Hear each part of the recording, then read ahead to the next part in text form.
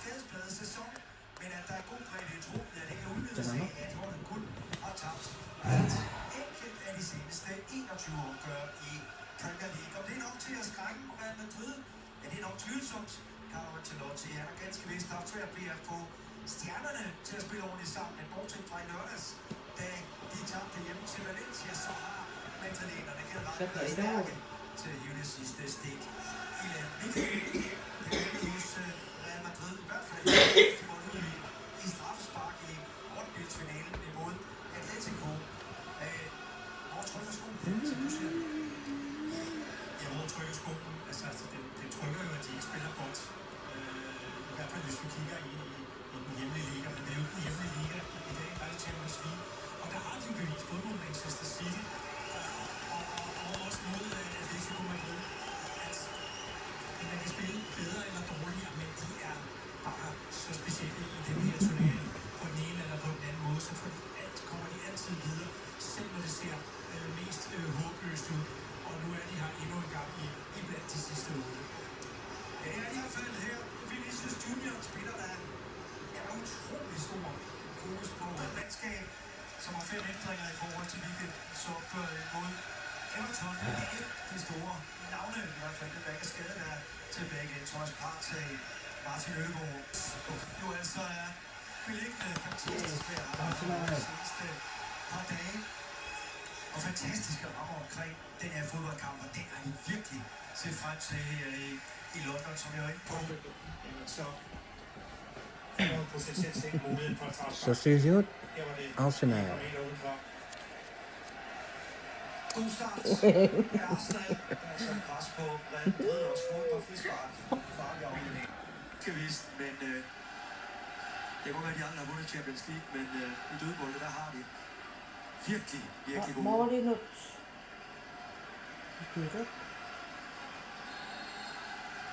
Takker. 4 mand.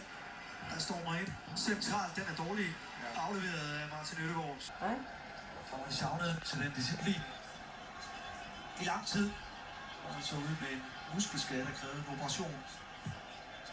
Tæt ind under mål, og så er det Thibaut Courtois. Igen, fordi også Lunin er skadet for tiden. Det kommer også rigtig fint. Foran er ikke nogen mulighed for at gå ud og møde den der. Arsenal isingin noppa. Nej, det er han i hvert fald. Det er hans helt store force. Arsenal mumipput. 0-0. Vi har fået nogle fantastiske spilletræsexperienter og udbetalinger. Declan Rice, som også har et godt skud. Ja, det bliver Declan Rice! Mål! Yeah! For stor afstand. Brager den ind. Tæt op af stolpen, og det er lige præcis hvad de her. Arsenal her omkring hjørnesparket. Nicolas Joubert. Dødboldsguru, der står nede på sidelinjen og dirigerer det hele.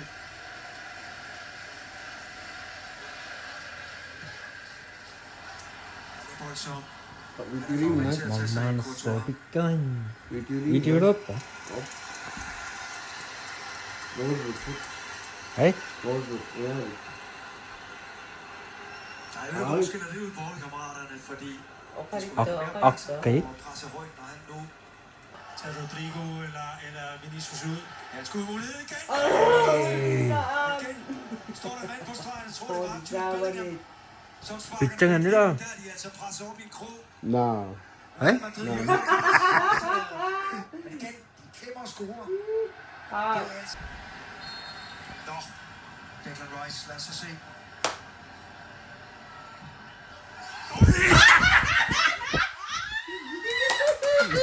Ja!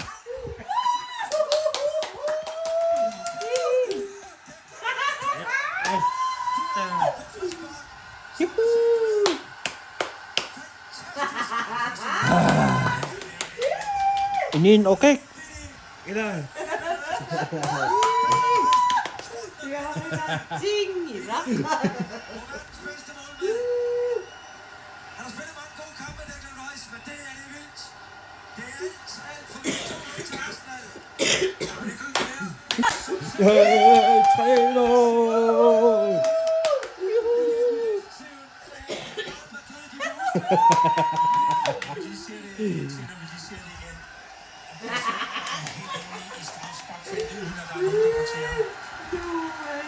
Kanok.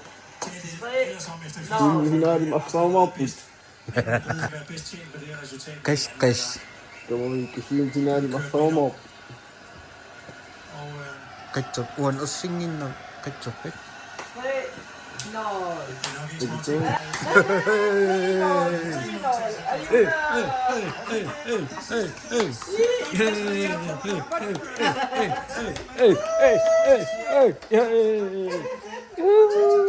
Rygende frispark.